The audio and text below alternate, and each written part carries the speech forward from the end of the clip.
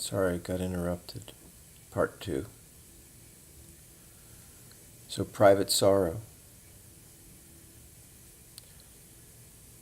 I will probably... I can't talk to anybody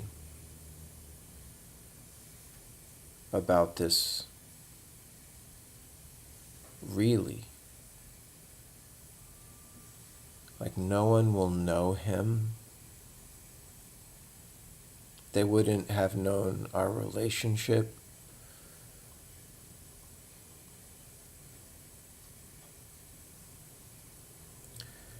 And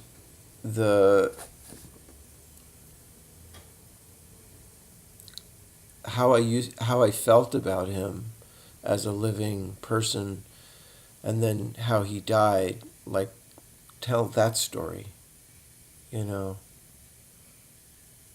No one's going to want to hear that.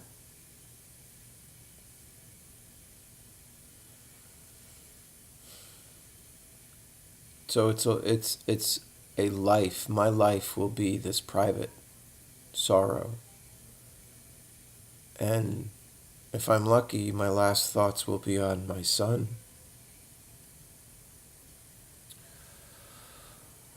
Okay. He robbed me of future memories. And I'm not just talking about 10 years from now, but today.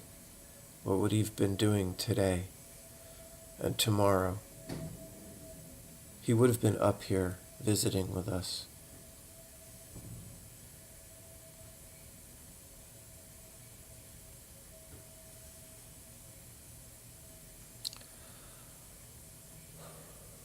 He had so many possibilities, so many opportunities.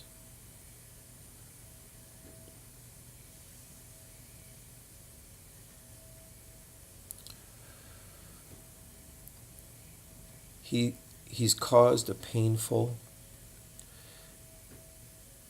useless, and circular monologue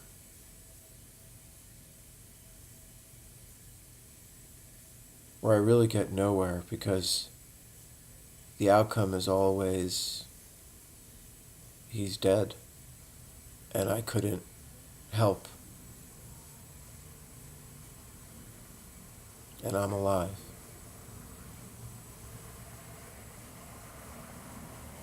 And he's not talking to me from beyond the grave.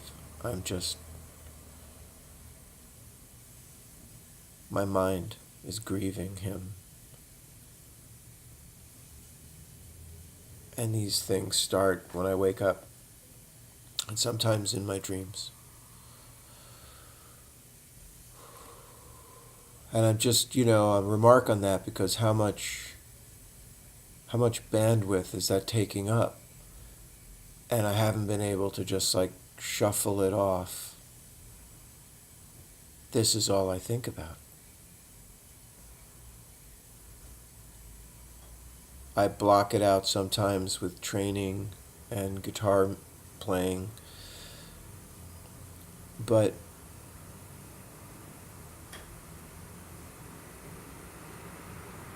I can't.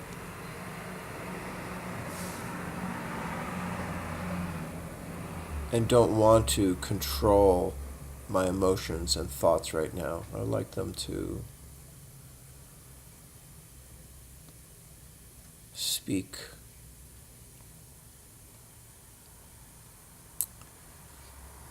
Okay, he's caused me to hate him and others who are like him.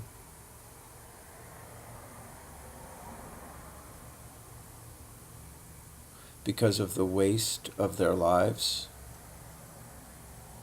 of their precious lives, and the damage that they cause to people that love them, some of whom will not recover.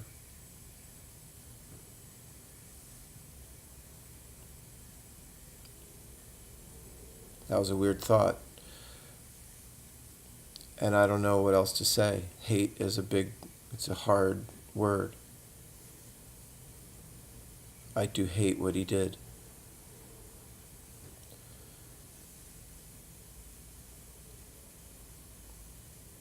I don't understand.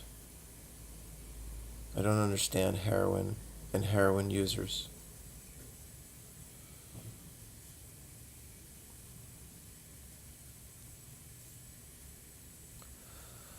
Couple last ideas, thoughts. Because of this constant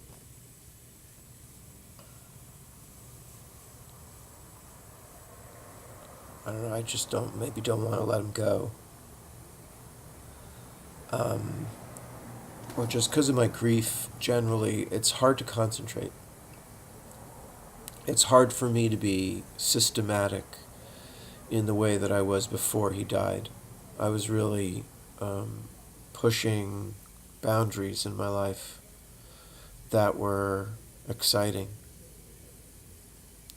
And I've spoken about that before. I was on a creative project, so excited about it. And my colleagues, it's a sort of side effect of this, in waiting for me, they're putting off plans they may have. And I can't get out of this. I can do some playing, but I just feel like I can't do my joyous work, my happy work.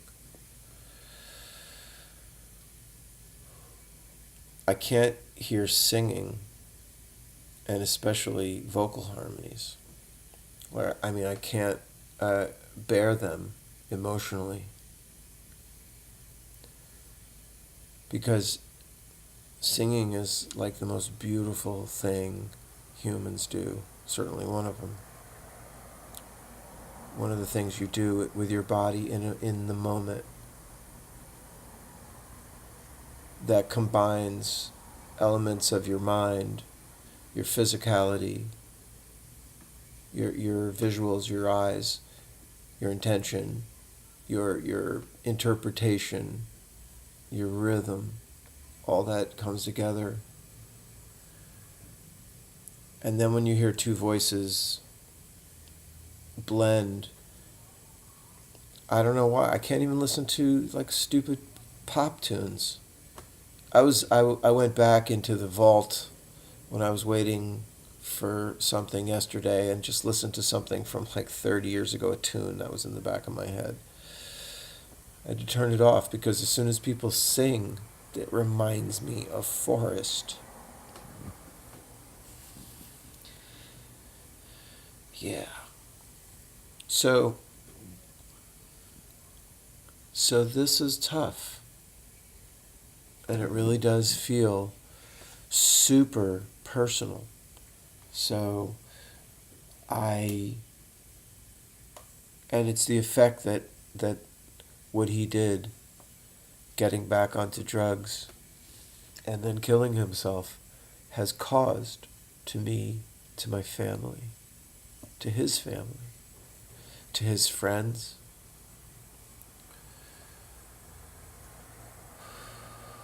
I'm going to do this video diary for a year because I just want to speak my truth, and then until the anniversary of his death, and then I'm moving on to whatever.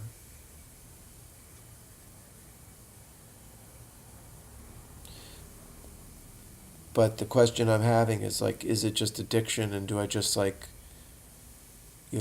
forgive him because he couldn't control it? Is that the only thing I'm going to get? Is that even true, fully true?